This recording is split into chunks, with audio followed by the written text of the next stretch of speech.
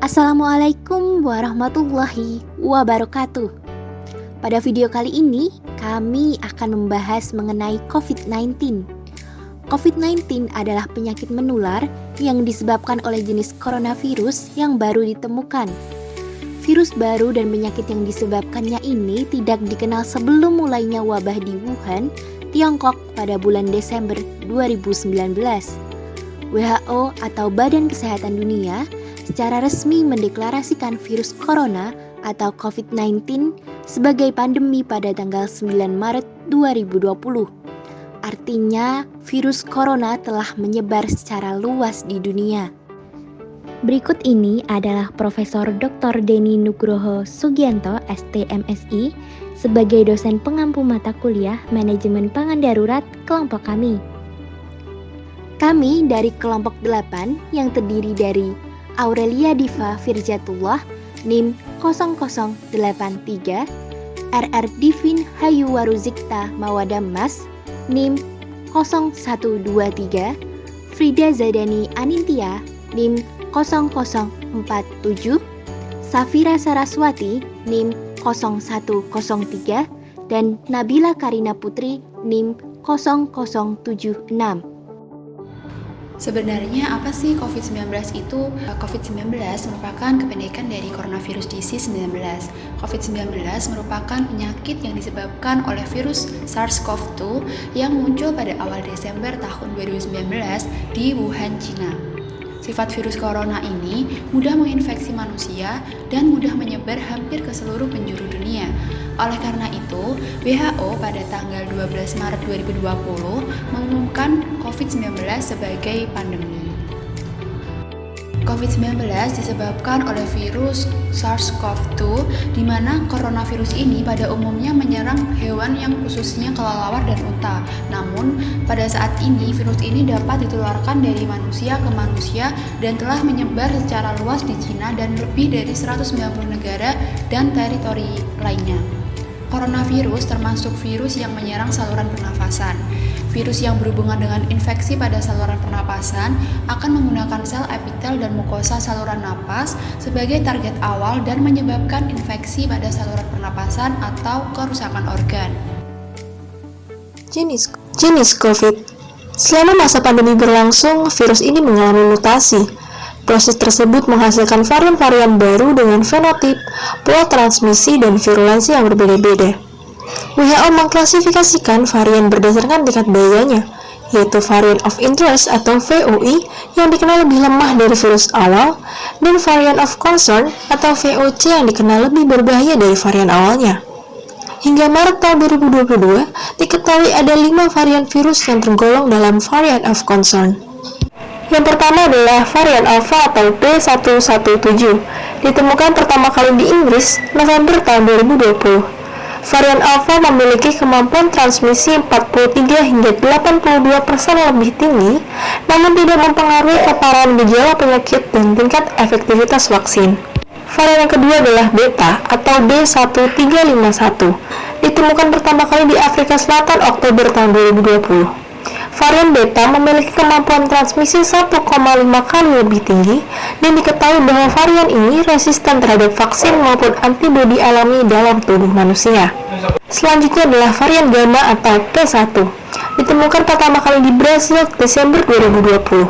Varian ini mempunyai kemampuan transmisi 2,6 kali lebih tinggi, yang mana varian ini juga mudah menghindari perlindungan tubuh alami sehingga dapat menginfeksi ulang orang yang sudah pernah terkena COVID. Selanjutnya adalah varian Delta atau B16172, ditemukan pertama kali di India Desember 2020, memiliki tingkat penularan 6 hingga 7 kali lipat lebih tinggi dari varian awalnya.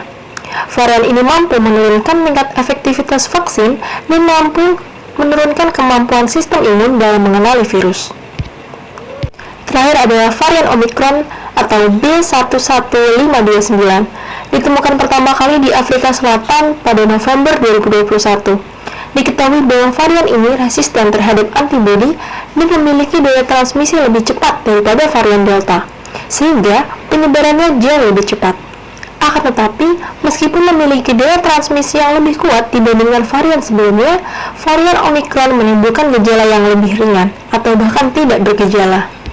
Berdasarkan data World Health Organization atau WHO, prevalensi kasus COVID-19 di dunia pertengahan September 2020 mencapai 29.155.581 dan kematian tercatat 926.544 jiwa dengan tersebar ke 216 negara, sehingga case fatality rate sebesar 3,17%. Prevalensi coronavirus disease 2019 di seluruh dunia meningkat pesat dan Organisasi Kesehatan Dunia WHO menyatakan penyakit COVID-19 sebagai pandemik global. Selanjutnya, tren pertambahan kasus konfirmasi, sembuh, dan meninggal COVID-19 di Indonesia dengan kasus konfirmasi mencapai 55.000 dan penyebaran kasus konfirmasi COVID-19 di Indonesia dengan kasus konfirmasi tertinggi berada pada DKI Jakarta. Dampak COVID-19.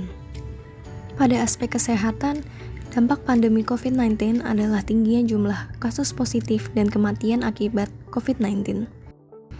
WHO menyatakan bahwa selama kurang lebih 17 bulan sejak kasus infeksi pertama di Wuhan, China, COVID-19 sudah menjadi wabah di lebih dari 220 negara dengan kasus positif berjumlah 160 juta jiwa dengan kematian mencapai 31 juta orang.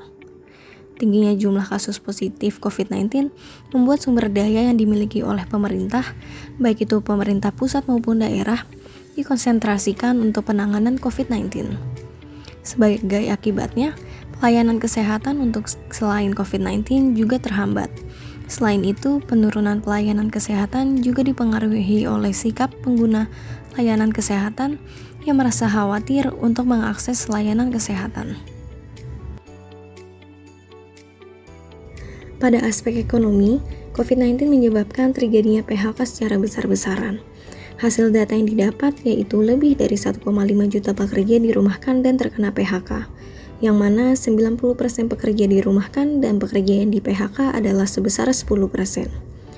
Kemudian juga terjadi PMI Manufacturing Indonesia yang mencapai 45,3% pada bulan Maret tahun 2020. Kemudian juga terjadi penurunan impor sebesar 3,7% pada triwulan 1 dan juga terjadi inflasi yang telah mencapai pada angka 2,96% year on year yang telah disumbangkan dari harga emas dan komoditas pangan pada Maret tahun 2020.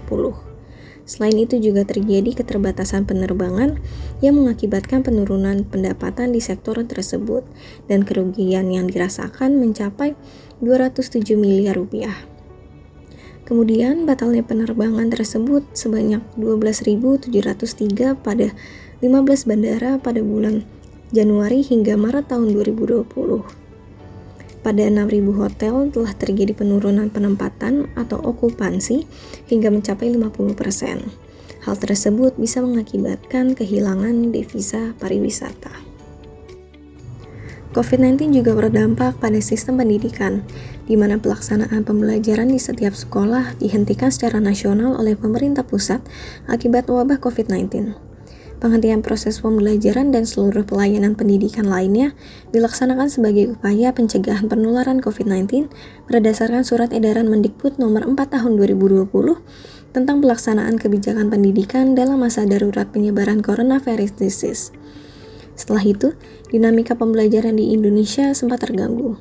Beberapa dampak diantaranya adalah sekolah dialihkan ke rumah melalui proses pembelajaran daring, terjadinya transformasi media pembelajaran berbasis teknologi, penyesuaian metode pembelajaran, penyesuaian evaluasi pembelajaran untuk penentuan standar kenaikan kelas dan kelulusan, dan juga tuntutan kolaborasi orang tua peserta didik di rumah sebagai pengganti guru mengontrol pembelajaran anak. Selain itu juga terdapat beberapa kendala yang terjadi selama pembelajaran, seperti kurangnya akses jaringan yang tidak lancar, beban biaya, data untuk mengakses aplikasi yang mahal, ketidaksiapan guru mengadaptasi teknologi, orang tua yang kurang sinergis dengan guru dalam mendampingi anak belajar di rumah, hingga siswa yang terputus secara emosional dan sosial dengan siswa lainnya. Yang selanjutnya membahas tentang kerugian yang ditimbulkan akibat COVID-19. Yang pertama, negara mengalami kerugian karena pendapatan menurun, khususnya dari pajak. Sedangkan belanja melonjak karena harus mengatasi kondisi darurat, menyediakan jaring pengaman sosial, serta mengatasi penderita penyakit, dan lain sebagainya. Yang kedua, terjadi kerugian pada sektor pariwisata. Kerugian pada sektor pariwisata dapat menyebabkan penurunan okupansi. Kerugian tidak hanya berdampak kepada penyelenggara pariwisata secara langsung, tetapi juga kepada sektor industri penunjang pariwisata, seperti jasa transportasi atau travel, hotel, dan lain sebagainya. Meskipun banyak pihak memprediksi bahwa COVID-19 bisa berlangsung sepanjang tahun 2020, akan tetapi kerugian bagi industri pariwisata sudah bisa dirasakan dampaknya pasca diberlakukannya kebijakan pembatasan sosial berskala besar atau biasa disebut dengan PSBB. Yang selanjutnya, kerugian yang ditimbulkan akibat COVID-19 bagi individu. Yang pertama, hilangnya pendapatan dan atau tunjangan selama masa krisis atau hilangnya pemasukan bagi pelaku usaha atau profesi informal. Yang kedua, denda atau bunga akibat telat atau tidak bayar kewajiban, misal cicilan kredit, utang, jatuh tempo, dan lain sebagainya. Dan kerugian imaterial apabila hal itu mengakibatkan performa ketaatan bayar menjadi buruk dalam catatan Bank Indonesia. Yang ketiga yaitu pengeluaran ekstra bagi anggota keluarga dalam kondisi darurat. Yang keempat, kerugian tak ternilai apabila krisis itu mengakibatkan hilangnya pekerjaan karena di PHK atau usaha bangkrut dan tidak dapat bangkit lagi. Solusi. Cara pencegahan dan pengendalian pandemi COVID-19 dapat dilakukan melalui beberapa cara, yaitu yang pertama, memberikan vaksinasi kepada masyarakat. Yang kedua, pemberlakuan pembatasan di tempat-tempat keramaian. Yang ketiga, menjaga jarak dan memakai masker. Dan yang keempat, senantiasa mencuci tangan dengan sabun atau menggunakan hand sanitizer. Dan yang terakhir adalah menjaga kesehatan. Mitigasi bencana COVID-19 ini dilakukan sebagai panduan dan terlaksananya pencegahan virus ini. Contoh mitigasi bencana COVID-19 yaitu memakai masker, menjaga jarak dan hindari kerumunan, pemberlakuan work from home untuk pegawai kantor, refocusing kegiatan dan relokasi anggaran untuk mempercepat penanganan COVID-19, serta edukasi masyarakat terkait upaya pencegahan bencana COVID-19. Menjaga pola makan yang baik dan sehat sangat penting selama pandemi COVID-19. Walaupun tidak ada makanan dan suplemen yang dapat mencegah penularan virus COVID-19, mengubah pola makan dengan mengkonsumsi makan bergizi seimbang sangat penting dalam meningkatkan sistem kekebalan tubuh yang baik. Selain itu, konsumsi makanan bergizi seimbang juga dapat menurunkan risiko penyakit kronis dan penyakit infeksi. WHO telah merekomendasikan menu gizi seimbang di tengah pandemi COVID-19. Artinya, di setiap menu makanan harus mencakup zat gizi yang lengkap, baik itu makronutrien seperti karbohidrat, protein, dan lemak, serta mikronutrien dari vitamin dan mineral. Namun, untuk membuat fondasi daya tahan tubuh yang kuat, kita harus fokus pada asupan protein.